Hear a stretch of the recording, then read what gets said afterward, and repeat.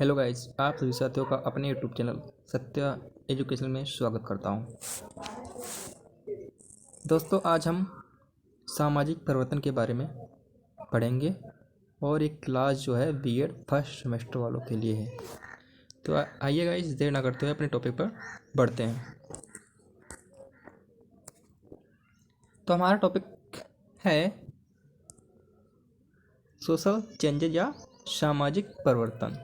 सामाजिक परिवर्तन कैसे होता है, क्या क्या होते हैं उसके कारण, और उसका अर्थ क्या होता है या डिफिनेशन क्या होती हैं, उसके बारे में आइए हम जानते हैं। तो पहले उसके अवधारणा के बारे में जानते हैं, सामाजिक परिवर्तन के बारे में। तो परिवर्तन जो है एक ऐसा क्रम है जो अटूट है, मतलब जो सर्व सत्य है कि परिवर्तन होना ही है। एक स्थिति के बाद दूसरी स्थिति में परिवर्तन होना ही है, उसे क्या कहते हैं? परिवर्तन कहते हैं। मतलब संसार की प्रत्येक जड़ एवं चेतन वस्तु परिवर्तन क्रम में साझेदारी करती है। यहाँ पर हम बताते हैं जड़ वस्तु क्या होती है और चेतन वस्तु क्या होती है। जड़ वस्तु वे होती हैं जिसमें ज्ञान और प्रयत्न करने का गुण नहीं पाया जाता है, और चेतन वस्तु वे होती हैं जिनमें जो है सुख दुख और ईर्ष्या प्रेम भावनाएं ऐसी क्रियाएं जो होती हैं पाई जाती हैं, वैसी वस्तुओं को हम कह सकते हैं चेतन वस्तु। जो है ये दोनों, मान लीजिए एक सजीव होती है एक निर्जीव होती है। तो सजीव निर्जीव में जो है ज्ञान और जो है प्रयत्न करने का जो है गुण नहीं पाया जाता, और चेतन वस्तु मान लो मनुष्य है तो उसमें सुख दुख और ईर्ष्या जैसी भावनाएं और प्रयत्न करने का गुण पाया जाएगा। तो ये दोनों सजीव और निर्जीव जो वस्तुएं होती हैं जो परिवर्तन क्रम में जो साझेदारी करती हैं और या परिवर्तन क्रम में अपना योगदान देती हैं। और इसी कारण समाजशास्त्री परिवर्तन को श्रेष्ठ का एक वांछनीय गुण बताते हुए समानता परिवर्तन से तात्पर्य है कि पहले की स्थिति थी जो अब की स्थिति है उसमें क्या होता है, अस्तित्व में भिन्नता या बदलाव लाना ही क्या कहलाता है? परिवर्तन कहलाता है।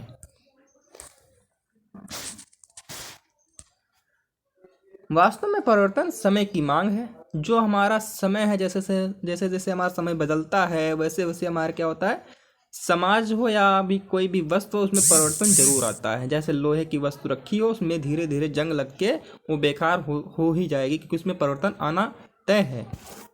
मनुष्य की भाषा हो या विचार हो या आवश्यकताएं, जीवन उद्देश्य या संस्कृति एवं सभ्यता किसी न किसी रूप में परिवर्तित होती ही है।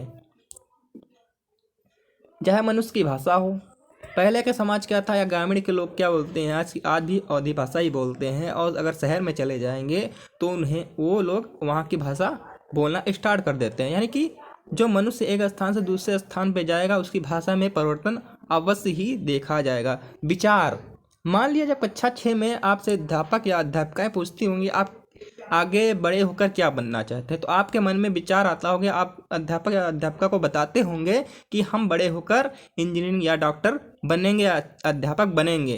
तो तब जब उस स्टेज पे जाते हैं, फिर आगे बड़े होते हैं, उस स्टेज पे जाते हैं, तो कुछ लोग पढ़ाई छोड़ देते हैं, कुछ लोग पढ़ाई करते हैं, कुछ लोगों को जॉब मिलती है, कुछ लोगों को नहीं मिलती है। पर वहाँ पर क्या हो जाता है, डिफरेंस आ जाता है, या परिवर्तन, आपके विचारों में परिवर्तन आ जाता है धीरे धीरे। फिर आवश्यकताएं, आज की जो पहले का समाज था वो शिकार करके अपना पेट जो पालता था। आज के जैसे जैसे हमारा समय बदलता वैसे वैसे मनुष्य की जो आवश्यकताएं हैं धीरे धीरे बदलती रही। पहले रोटी कपड़ा मकान की आवश्यकता थी, अब क्या है, आज के दौर में हमारे जैसे भी भौतिक संसाधन होते हैं, मनुष्य उन आवश्यकताओं को धीरे धीरे पूर्ति करता है और उसका सुख और आनंद लेना चाहता है। उसी प्रकार मनुष्य में क्या हुआ, आवश्यकताओं में भी परिवर्तन आ गया। फिर जीवन उद्देश्य, आज पहले का जो मानव था उसका जीवन उद्देश्य कुछ और था। आज के जीवन जो मनुष्य हैं उनका जो जीवन यापन या जीवन उद्देश्य है वो अलग है, उसमें भी परिवर्तन आया है। फिर संस्कृति एवं सभ्यता, पहले की संस्कृति क्या थी, आज की संस्कृति क्या है, उसमें भी क्या हुआ, परिवर्तन आया है, बदलाव आया है। किसी ना किसी रूप में परिवर्तन जरूर आता है, चाहे वो मनुष्य के कैरेक्टर में हो या फिर उसके प्रेम भावना या ईर्ष्या में, परिवर्तन अवश्य आना तय है। फिर उसके बाद और इस परिवर्तन को प्रायः विकास की प्रक्रिया के रूप में देखा जाता है। जैसे हमारा पहले का समाज था, वैसे धीरे धीरे वह क्या हुआ, समाज विकसित हुआ, उसमें क्या हुआ, परिवर्तन को विकास की प्रक्रिया के रूप में देखा गया। पहले का समाज क्या था, आज का समाज क्या है, उन दोनों में अगर तुलना करेंगे तो कुछ ना कुछ परिवर्तन अवश्य दिखाई देगा। फिर हम उसके बाद आते हैं डिफिनेशन ऑफ सोशल चेंजेस, मतलब परिवर्तन की जो सामाजिक परिवर्तन है उसकी क्या डिफिनेशन विद्वानों ने दी है, उसके बारे में जानते हैं। तो जॉनसन के अनुसार, जॉनसन ने कहा है कि सामाजिक परिवर्तन से अभिप्राय है समाज के किसी भी पहलू, जैसे सामाजिक प्रक्रिया हो, चाहे वह सामाजिक प्रारूप हो, सामाजिक अंतःक्रियाएं हो या सामाजिक संगठन में हो, बदलाव या सुधार आना तय है। तो जॉनसन ने कहा है कि सामाजिक परिवर्तन जो है, किसी समाज के किसी भी पहलू में परिवर्तन आना तय है, या बदलाव आना तय है, या सुधार आना तय है, चाहे वो सामाजिक परिवर्तन हो, सामाजिक प्रारूप हो, या सामाजिक अंतःक्रियाएं हो, या सामाजिक संगठन हो। संगठन भी एनजीओ होता है, उसमें भी परिवर्तन आता रहता है धीरे धीरे। फिर आगे आपकी डेफिनेशन है दूसरी, किंग्सले और हैं डेविस के अनुसार, उन्होंने क्या दिया डिफिनेशन कि सामाजिक संरचना और कार्यों में होने वाले परिवर्तन को सामाजिक परिवर्तन कहते हैं। सामाजिक संरचना चाहे स्ट्रक्चर हो समाज का, उसमें भी बदलाव आता है। पहले जो समाज था उसमें जो घर बने होते थे वो मिट्टी के बने होते थे। आज के दौर में देखो, आज जो मिट्टी का घर बना था, आज उसके स्थान में पक्का घर बना हुआ है। उसमें क्या हुआ, सामाजिक संरचना में क्या हुआ, बदलाव आया। फिर उससे कार्यों में बदलाव आते हैं, तो उसे क्या कहते हैं, सामाजिक परिवर्तन कहते हैं। फिर उसके बाद देखते हैं मीनिंग ऑफ सोशल चेंजेस, सामाजिक परिवर्तन का अर्थ क्या होता है उसके बारे में जानते हैं। तो सामाजिक, यहाँ पर सामाजिक होना चाहिए, सामाजिक परिवर्तन में दो शब्द हैं, पहला है सामाजिक, दूसरा है परिवर्तन। तो सामाजिक शब्द से आशय है समाज से संबंधित, सामाजिक का अर्थ होता है समाज से संबंधित, और परिवर्तन का अर्थ होता है किसी वस्तु, चाहे वह भौतिक हो या अभौतिक, में समय के साथ क्या आता है, विभिन्नता आती है, परिवर्तन होता है। तो सामाजिक परिवर्तन का अर्थ होता है कि समाज से संबंधित, चाहे वह अभौतिक हो या भौतिक वस्तुएं हो, उनमें समय के साथ परिवर्तन होता है, उसे हम क्या कहते हैं, सामाजिक परिवर्तन कहते हैं। सामाजिक परिवर्तन समाज से संबंधित होता है। कुछ विद्वानों के विचार में सामाजिक ढांचे को होने वाला परिवर्तन सामाजिक परिवर्तन होता है। समाज के जो आकार होता है, जो संरचना होती है, जो समाज का ढांचा होता है, उसमें जो परिवर्तन आता है उसे हम सामाजिक परिवर्तन कहते हैं। इसके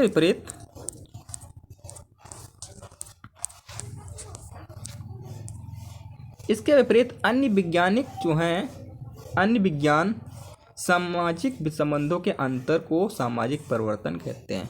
जो भी वैज्ञानिक सामाजिक संबंध होते हैं उनके बीच में जो अंतर होता है उसे भी क्या कहते हैं, सामाजिक परिवर्तन कहते हैं। फिर उसके सामाजिक परिवर्तन के कारण कौन कौन से हो सकते हैं उसके बारे में जानते हैं।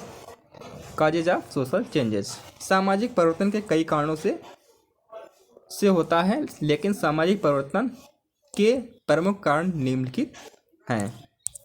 तो पहला कारक है जो अपना पहला कारक जो है प्राकृतिक कारक।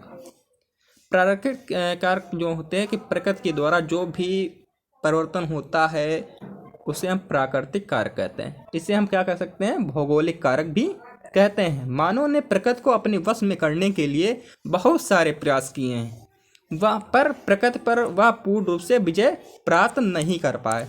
जो मनुष्य है आज का, वो प्रकृति पर पूर्ण रूप से विजय प्राप्त करना चाहता है कि प्रकृति को अपने वश में कैसे कर सकते हैं पूर्ण रूप से। वो प्रयत्न करता जा रहा, प्रयास करता जा रहा, लेकिन उस पर कोई पूर्ण रूप से क्या विजय नहीं प्राप्त कर पाया आज का मानव। प्रकृति अपने विनाशकारी रूप में परिवर्तन लाती है। जब अपनी जो प्रकृति है अपने अपने विनाशकारी रूप में आती है या परिवर्तन लाती है, तो कोई ना कोई परिवर्तन अवश्य होता है, चाहे वह भूकंप के रूप में आए या अकाल के रूप में आए, या अकाल के रूप में मतलब सूखा के रूप में आए। अगर अधिक वर्षा हो जाएगी तब भी क्या होता है, समाज के लिए परिवर्तन होना तय है। फसल नष्ट होगी बरसात से तो क्या होगा, समाज प्रभावित होगा, परिवर्तन आएगा। महामारी आएगी, कोरोना आया था तो समाज क्या हुआ था, प्रभावित हुआ था, पूरा देश प्रभावित हुआ था उससे। तो क्या परिवर्तन हुआ। पहले क्या था, मानव अपना सुखी रूप से जीवन व्यतीत करता था।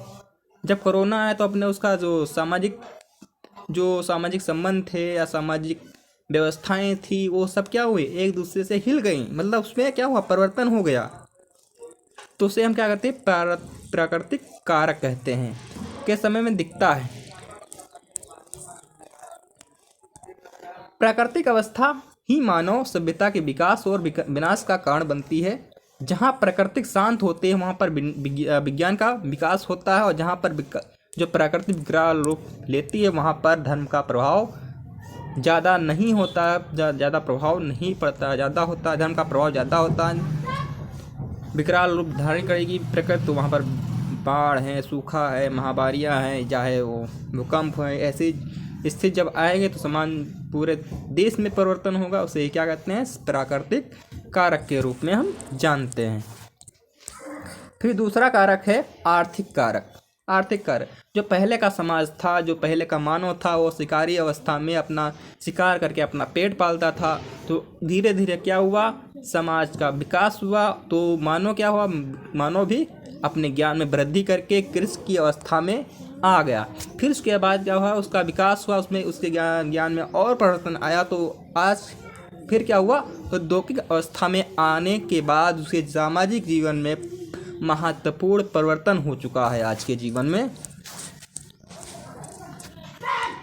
इस परिवर्तन से सामाजिक संस्थाओं, परंपराओं, रीति रिवाजों आदि में परिवर्तन आते रहे हैं। सामाजिक संस्थाएं बदल गई, पहले से सामाजिक संस्थाएं नहीं थी। पहले क्या गुरुकुल चलते थे, आज के दौर में क्या चलते हैं, विद्यालय चलते हैं, महाविद्यालय चलते हैं। परंपराएं बदल गई हैं, रीति रिवाज बदल गए हैं। पहले शादी जो होती थी दिन में होती थी, आज के दौर में रात में शादी होने लगी है। अब फिर बदल रहा कि रात से दिन में की ओर बढ़ते रहे, विवाह होने लगे हैं। उसी प्रकार क्या होता है, रीति रिवाजों में भी परिवर्तन आना शुरू हो गया है। भारत में आज इस प्रकार के परिवर्तन दिखे हैं क्योंकि एक कृषि प्रधान देश जो था, पहले हमारा देश जो था कृषि प्रधान देश कहलाता था। आज का देश जो है औद्योगिक समाज की में परिवर्तित हो गया है। कृषि प्रधान से देश से होकर आज औद्योगिक समाज की ओर परिवर्तित होता हुआ नजर आ रहा है। फिर तीसरा कारण सांस्कृतिक कारक। इसमें जो है मनुष्य जो है मनुष्य का सामाजिक जीवन विश्वास, धर्म, आदर्श, प्रथाएं, रूढ़ियाँ आदि पर निर्भर होता है।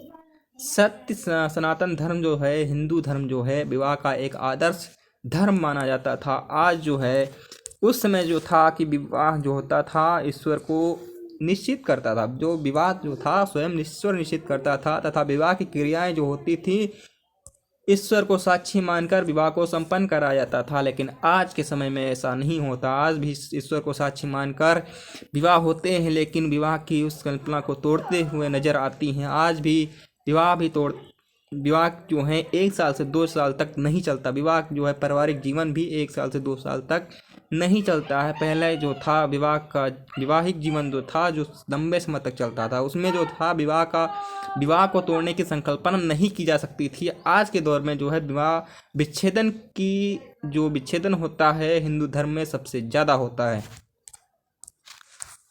और आज जो विच्छेद होता है उसके अब यह जो है आधार बदल गया। जो पहले हिंदू विवाह होता था उसमें विच्छेदन की कोई भावना नहीं होती थी, उसके स्थान पर अब जो है आधार बदलता हुआ नजर आ। अब जो लोग हैं आज के दौर में आधुनिक मानव है जो व्यक्तिगत सुख और यौन संतुष्टि के लिए विवाह करते हैं। तो इस संतुष्टि के लिए जो विवाह करते हैं उनका जो पारिवारिक जीवन होती है उसकी स्थिति जो होती है कम हो गई। उसके स्थान पे क्या हो गया, विवाह विच्छेद अब अधिक संख्या में होने लगा है, जिसे कहते हैं हम कौन सा कारक? सांस्कृतिक कारक कहते हैं।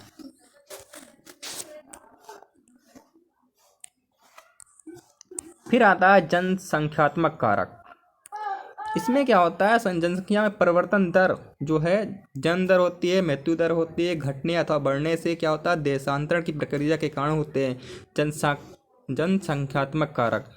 या फिर अगर जन्म दर बढ़ जाएगी तो मृत्यु दर घट जाती है, अगर मृत्यु दर बढ़ जाएगी तो जन्म दर घट जाती है, और अगर मानव जो है एक स्थान से दूसरे स्थान पर चला जाता है तब भी इसमें क्या होता है, प्राकृतिक कारण होते हैं। जन्म दर बढ़ती है तो मृत्यु दर घटती है, तो जनसंख्या में वृद्धि होती है। अगर मृत्यु दर बढ़ जाएगी तो वो जन्म दर घट जाएगी, तब भी क्या होता है, परिवर्तन होता है। किसमें होता है? जनसंख्यात्मक कारक के रूप में होता है। फिर फिफ्थ कारण है आपका विद्युतीय कारण। इसमें क्या होता है, जो मशीन है, यंत्र है का आविष्कार सामाजिक जीवन को प्रभावित करता है। मशीनों के आविष्कार में बड़े पैमाने पर क्या होता है, उत्पादन संभव होता है। मशीन के द्वारा जो है जो क्या कहते हैं, मशीन का आविष्कार हुआ, उसके जो पहले श्रम के द्वारा कार्य किया जाता था, आज के दौर में मशीनों के द्वारा कार्य किया जाता है, जिससे क्या होता है, श्रम विभाजन जो होता है विशेषीकरण के लिए हुआ है। अब जो है मशीनों के द्वारा कार्य हो जाता है तो श्रम विभाजन अवश्य है, क्योंकि पहले मजदूर काम करते थे, आज उनके स्थान कौन ले रहा, मशीन ले रही हैं। तो क्या हुआ, जीवन शैली क्या होती है, प्रभावित हो रही है। जीवन स्तर तथा जीवन शैली में परिवर्तन आ गया है।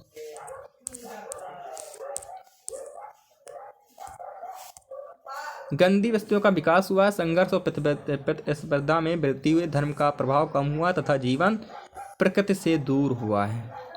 जो आज का समाज है, जो प्राकृतिक जीवन था, वो प्रकृति से क्या हो गया है, दूर हो गया है। आज का मानव जो है संघर्ष और प्रतिस्पर्धा में वृद्धि करते हुए एक दूसरे से क्या हो रहे, संघर्ष करते हुए, प्रतिस्पर्धा करते हुए अपना जीवन यापन कर रहे हैं, जिससे कि प्रकृति से दूर होते नजर आ रहे हैं। प्रकृति के प्रति कोई भी भावनाएं नहीं जागृत हो रही है। फिर तीसरा लास्ट कारण है राजनीतिक कारक। वे सभी सामाजिक परिवर्तन के लिए उत्तरदायी हैं। द्वितीय विश्व युद्ध जो हुआ था, महायुद्ध हुआ, हिटलर के अधिनायकवाद, बांग्लादेश के समस्या जो है, भारत का विभाजन जो हुआ, कश्मीरी समस्या आदि ने विभिन्न सामाजिक परिवर्तनों को जन्म दे दिया। उसके बाद आता है relationship with education and social changes. शिक्षा और सामाजिक परिवर्तन के में क्या संबंध है, उसके बारे में जानते हैं। सामाजिक परिवर्तन जो है अनेक कारकों में से ही शिक्षा एक महत्वपूर्ण कारक है। शिक्षा अनुभव की पुनर्रचना करके लोगों की आवृत्तियों में परिवर्तन लाती है। अभिव्यक्ति में परिवर्तन से ही क्या होता है, व्यवहार में परिवर्तन आता है। जब व्यवहार में परिवर्तन आ जाता है तो उसके सामाजिक संबंधों में क्या होता है, परिवर्तन आ जाता है। जब उसके सामाजिक संबंधों में परिवर्तन आता है तो फिर क्या होता है, सामाजिक परिवर्तन हो जाता है वहाँ पे।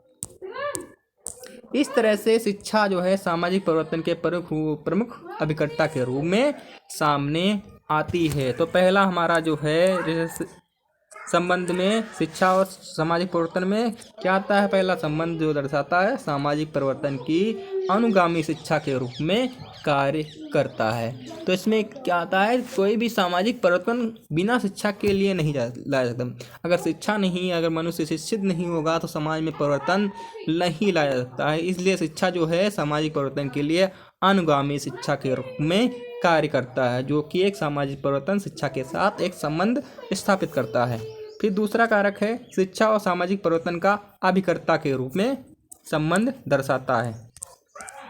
तो दूसरा हो गया अपना, इसमें जो है सामाजिक परिवर्तन लाने वाले कारकों में शिक्षा भी एक प्रमुख कारक होता है। शिक्षा के माध्यम से अनुभव को पुनः संचित करता है। शिक्षा के माध्यम से जो है मनुष्य के अंदर अनुभव की पुनः संरचित किया जाता है, जिससे कि लोगों के व्यवहार में परिवर्तन आता है, रुचि में परिवर्तन आता है, और फिर क्या आता है, सामाजिक संबंधों में परिवर्तन आता है। जो शिक्षा एक सामाजिक परिवर्तन का अभिकर्ता के रूप में, प्रमुख कारक के रूप में कार्य करता है, संबंध दर्शाता है। फिर थर्ड कारक है आपका संबंध दर्शाता है शिक्षा सामाजिक परिवर्तन की अनुगामी हैं।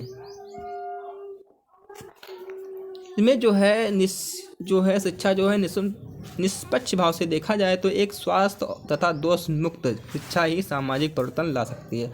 अगर शिक्षा में अगर दोष होंगे तो सामाजिक परिवर्तन नहीं लाया जा सकता है। लेकिन यदि वर्तमान समय की शिक्षा का अवलोकन करें तो पाएंगे कि आज भी क्या है, अनेक प्रकार के शिक्षा में अनेक प्रकार के दोष आ गए हैं।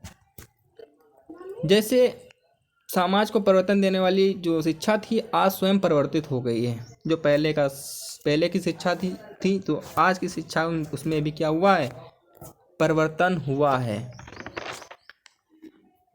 जिससे कि शिक्षा जो है सामाजिक परिवर्तन की अनुगामी बन गई है। मतलब शिक्षा में भी क्या हुआ है, परिवर्तन हुआ है। तो क्या होता है, तो शिक्षा जो है सामाजिक परिवर्तन के लिए अनुगामी होती है।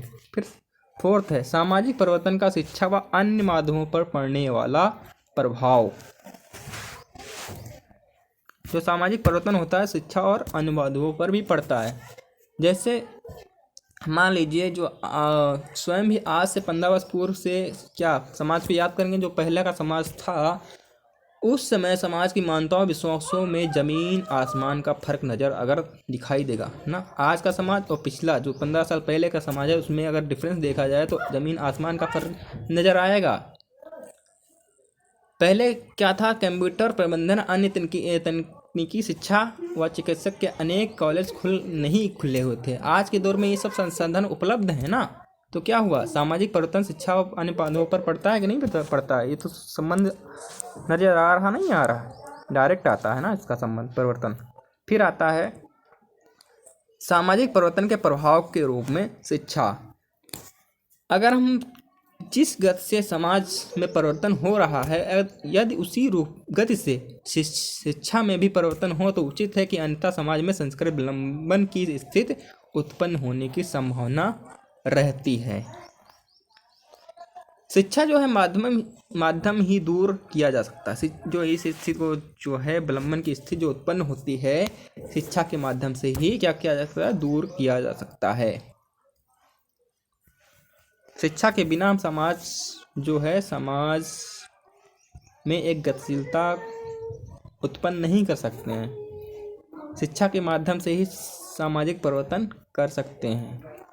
एक सामाजिक गतिशीलता हमने आपको पढ़ाया है, उसमें भी क्या हुआ, शिक्षा के माध्यम से ही क्या हुआ है, एक स्थिति से दूसरी स्थिति में क्या हुआ, परिवर्तन हुआ था ना, गतिशील हुई थी ना उस अवस्था में, उसे वहाँ भी परिवर्तन सामाजिक परिवर्तन लागू होता है। यहाँ भी सामाजिक परिवर्तन तो हम पढ़ ही रहे हैं।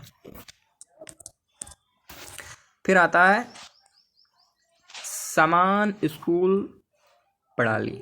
समाज में होने वाले परिवर्तन का प्रभाव जो है स्कूल के शिक्षा प्रणाली पर भी पड़ा है। समाज अब वर्ग भेद व स्तरों को भुलाकर एक समान स्तर वाला समाज बनाने की ओर अग्रसर हो रहा है। पहले का समाज क्या था, पहले गुरुकुल चलते थे, उसमें ब्राह्मण को केवल शिक्षा दी जाती थी, उसमें शूद्र लोगों को शिक्षा नहीं दी जाती थी। आज का समाज जो है, आज की शिक्षा प्रणाली जो है, स्कूल प्रणाली जो है, आज जो है समावेशी शिक्षा का पालन करते हुए जो है स्कूल या विद्यालय जो हैं सभी लोगों को समान शिक्षा प्रदान करता है, जिससे कि समाज को एक समान बनाया जा सकता है। फिर आता है स्त्री शिक्षा का विकास। प्राचीन समय में शिक्षा जो है स्त्री को शिक्षा लेने का अधिकार नहीं दिया गया था। नारी को उस समय की जो पुराना समाज था उस समय जो नारी की स्थिति अच्छी नहीं थी।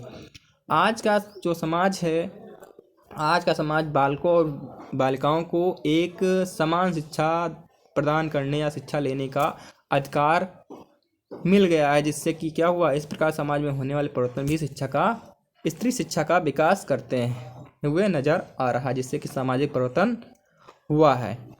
तो वीडियो अच्छा लगे तो लाइक और शेयर करना ना भूलें, और जो न्यू यूट्यूबर मतलब जो न्यू लोग हैं हमारे चैनल पे आए हुए हैं, विजिट कर रहे हैं, वो लोग चैनल को सब्सक्राइब कर लें, जिससे कि पर डे आपको क्लास मिलती रहे। Thank you.